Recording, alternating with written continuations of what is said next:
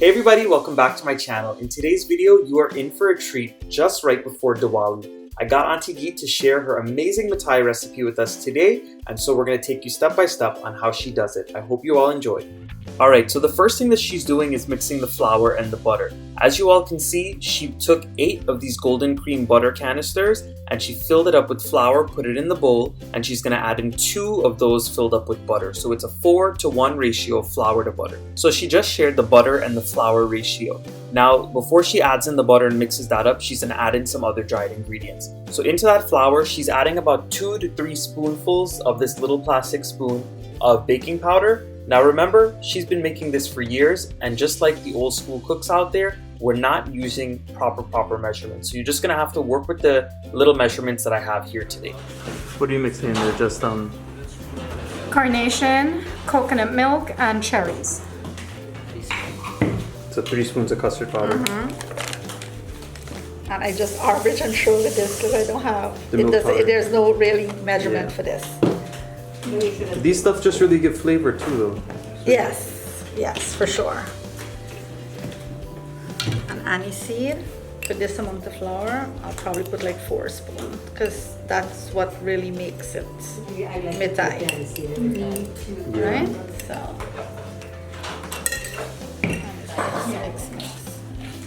Mix. It already smells like Mithai. Yeah.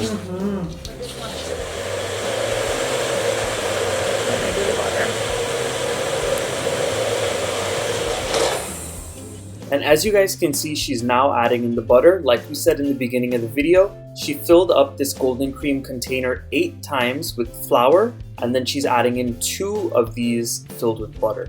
Basically, like we said, 4-to-1 ratio of flour to butter. and I love using this butter. The golden cream? The golden cream. And then you mix the butter in.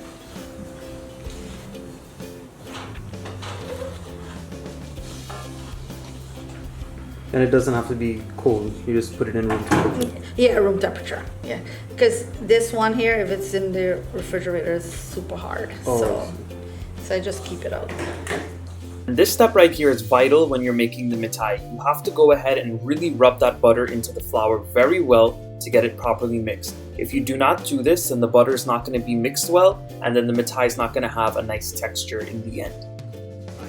So I used to do 3 with it, but it was the butter was too heavy. Too heavy. So I add a little bit more flour. Okay. So, and But now for it this comes one, out. you're using 4-to-1. Yeah, 4-to-1.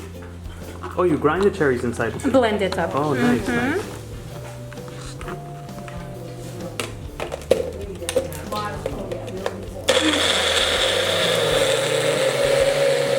So this is what the mixture looks like after you mixed in that butter very well. I was also asking Aunty Geet if she adds in coconut to her Mithai, and she does not. She'd rather use the coconut milk. I mean, you can. It's Just your sprinkle a preference. little if you Yeah, want. you can. But not a lot of people like that. Yeah. Not a lot of people eat like coconut, so I just don't usually use it. You're all like ready to go dig up and then it's coming out. So just evaporated milk, coconut milk, and the cherries. And the Grind cherry together. juice. Yeah.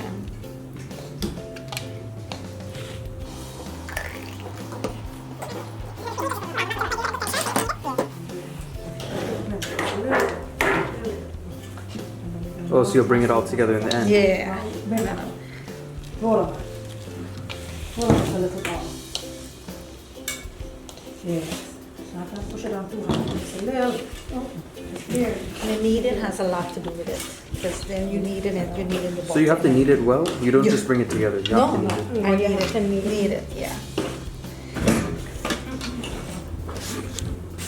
If you want to fry it quickly, you leave it a little soft. Yeah, But if you want, you can do it hard and then lay soak for a little bit. I see. More it's soaked, more soft it is. Okay.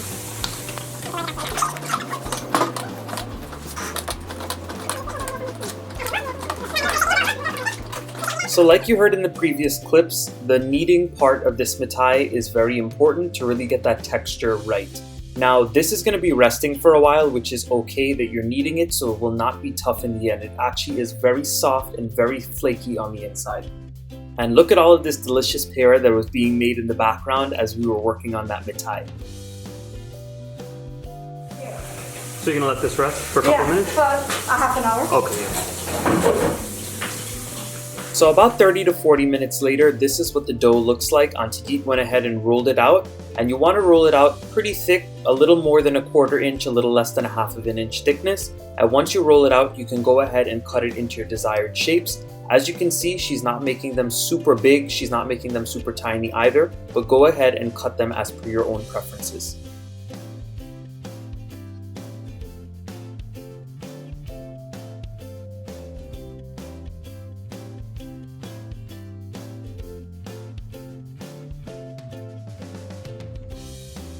What, do you just have to fry it quick, or it still has to sit for a little? No, it's gonna fry, but you don't want, if it's too hot for it to get brown and uncooked inside. But you also want it to be bubbling nice? Yes, Okay. it has to float to the top. If it don't come up, then you gotta like dig around to bring it. Yeah, and then sometimes it break up too, so you just gotta be careful. And just keep turning it so it don't get like too hot. So this is what the mithai looks like after it's done frying. It's really nice and golden brown. It's not overcooked, not undercooked. You have to make sure that when you're frying this, you don't cook it too long, because if you do, it's going to dry out. And of course, if you undercook it, it's going to be very mushy and raw on the inside. And I just wanted to give you guys a close-up of what this dough looks like as you're rolling it out. As you all can see, she's not using any flour as she's rolling this out. And that's because the dough is so nice and soft. It's not sticky, but that butter is also making sure that it's not sticking anywhere. So you can roll it just as is. And it's also good not to fry it with using any flour as you roll it, because if you do, sometimes that flour sinks to the bottom of the pot and it burns. So you're just gonna continue rolling, cutting, and frying all of your dough until all of the pieces are done. In 1 cup, so I'm gonna do 2.5 cups. Of this? Yes, Okay. of this. So when you make this, the only measured thing you need is this butter dish. What's the butter? Yeah, basically, yeah. And how much water would you add? I'll do half of this. Just half? Half. 2.5? Yeah, for 2.5. Okay. So like she was explaining in the previous screen, she's using 2.5 of those golden cream butter dishes filled with white sugar, and then she's filling it up halfway with some water, and that's how she's going to make her pog, or the sugar syrup. You're going to boil this on a medium heat for maybe about 10 to 15 minutes until it starts to get bubbly, and we'll show you what it looks like. So I'm thinking that this right here is what makes this mithai so good. Right before you add that sugar syrup on top of the already fried mithai, you're going to sprinkle on a little bit of condensed milk, and then when the sugar syrup is nice and bubbly and thick, you're going to go ahead and pour that right on top, and you're going to get to mixing. I'll just sprinkle some powdered sugar on it. Just to help it dry? Yeah, to help it.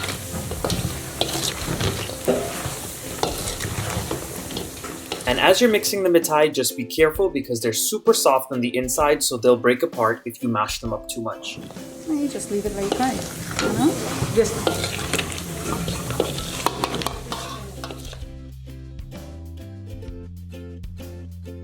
And that is it. That is how you make this quick, simple, and easy mithai recipe. I want to give a big shout out and a big thanks to Aunty Geet for sharing her recipe with us today. I hope you all give this mithai recipe a try for this Diwali season. So this is for the jandi, and this is for the tea. The tea and the coffee.